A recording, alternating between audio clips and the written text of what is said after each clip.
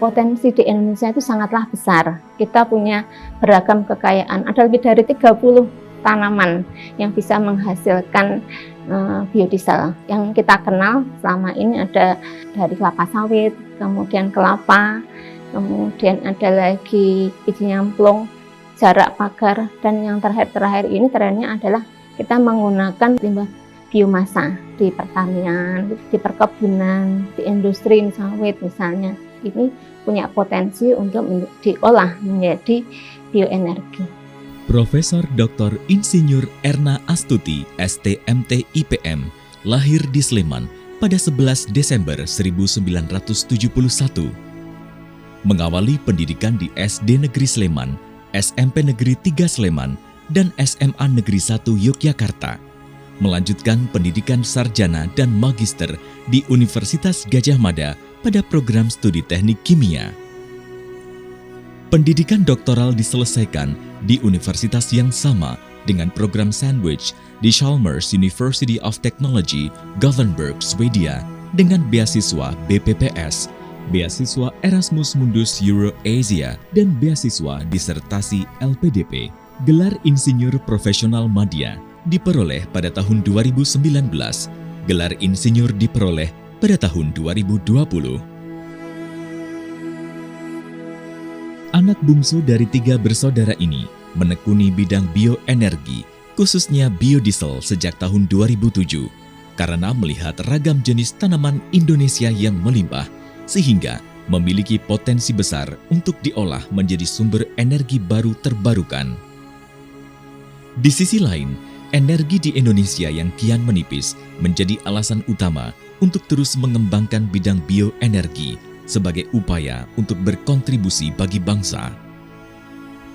Anak dari pasangan Haji Dwi Ratno Sutejo dan Hajah Suratinah ini memanfaatkan limbah biomasa dari hasil pertanian, perkebunan, maupun limbah rumah tangga seperti minyak jelantah yang kemudian diolah melalui proses reaksi transesterifikasi minyak nabati menjadi biodiesel.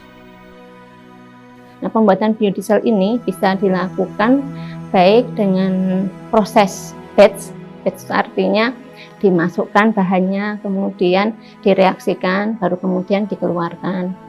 Bisa juga prosesnya berlangsung secara kontinu. Jadi bahan baku dimasukkan terus-menerus, kemudian produknya juga keluar terus-menerus. Nah, 2 hal ini juga sudah pernah kami teliti. Penelitian kami yang lain adalah terkait dengan penggunaan katalis. Jadi untuk mempercepat terbentuknya biodiesel tadi, maka perlu ditambahkan yang namanya katalis. Menggunakan katalis cair dan seterusnya kami menggunakan katalis padat. Nah, katalis ini kami coba bikin sendiri dari berbagai bahan lokal juga, berdasarkan sumber daya alam di Indonesia. Dari kayu ulin, dari kayu asam Jawa. Pada tahun 1996, wanita yang gemar membaca ini mengawali karir sebagai dosen di program studi teknik kimia Universitas Ahmad Dahlan yang saat itu juga mendapatkan amanah sebagai salah satu tim pendiri program studi teknik kimia. Pada tahun 2015 hingga 2022 dipercaya untuk menjadi ketua program studi teknik kimia hingga tahun 2022. Meskipun bukan cita-cita utama, namun menjalani aktivitas sebagai dosen sangat dinikmati oleh istri dari Profesor Dr. Insinyur Zahrul Mufrodi STMT IPM. Menjadi dosen adalah salah satu hal yang menyenangkan.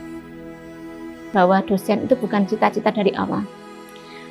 Teman-teman saya yang justru menyarankan saya untuk mendaftar itu. Dan ternyata setelah menjalani, ternyata menjadi dosen itu menyenangkan. Karena kita diminta belajar terus-menerus, kemudian kita bertemu dengan mahasiswa dari berbagai latar belakang dengan berbagai karakter. Nah, itu suatu hal yang bagi saya itu menarik dan menyenangkan. Di samping kesibukannya sebagai pengelola program studi, aktivitas Catur Dharma Perguruan Tinggi terus dijalankan dengan melakukan penelitian, pengabdian kepada masyarakat, mengikuti seminar nasional maupun conference internasional yang berhasil menerbitkan artikel-artikel ilmiah yang terpublikasi di jurnal-jurnal nasional terakreditasi Sinta dan internasional bereputasi. Bahkan 2 paten, paten sederhana, dan 1 desain industri telah terproduksi dengan baik. Pondasi-pondasi awal yang diberikan oleh kedua orang tua begitu berarti sebagai bekal untuk mengarungi kehidupan. Ibu yang menjadi guru utama yang rela dan ikhlas menemani belajar di setiap malamnya, serta ayah yang mengajarkan untuk terus belajar melalui berbagai macam buku bacaan. Ibu saya itu, kalau saya lebih banyak belajar dari beliau terkait dengan kesabaran, keikhlasan, kejujuran. Gitu. Ibu saya itu termasuk yang ini, suka mendampingi saya belajar, walaupun pagi sampai sore itu banyak beraktivitas, itu karena kesibukan beliau, usaha beliau. Tapi di malam itu sempat menyempatkan untuk mendampingi belajar, walaupun kemudian beliau tertidur kelelahan itu di sofa. Kalau bapak itu dari kecil itu suka membelikan saya buku, majalah buku, kemudian buku Samin Tarja gitu. Kemudian setiap bulan sekali itu ke toko buku dan kita dibebaskan untuk membeli buku. Gitu.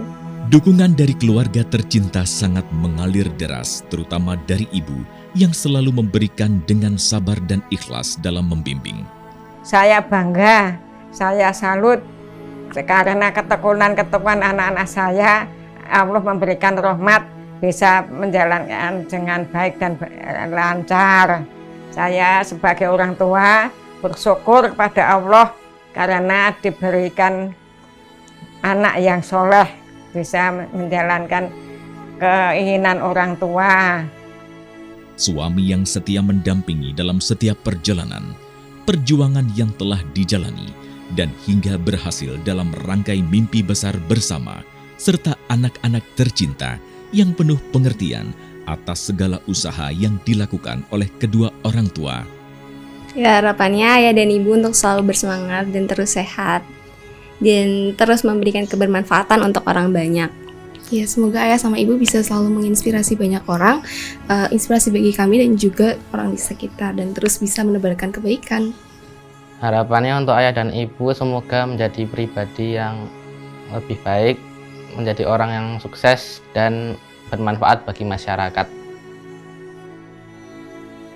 Jalan yang selalu diberikan kelancaran hingga mencapai keberhasilan tentu berkat doa-doa terbaik yang selalu dicurahkan oleh orang-orang tercinta. Hingga akhirnya pada hari ini dikukuhkan sebagai guru besar bidang ilmu energi, subbidang ilmu pengembangan bioenergi dari biomasa.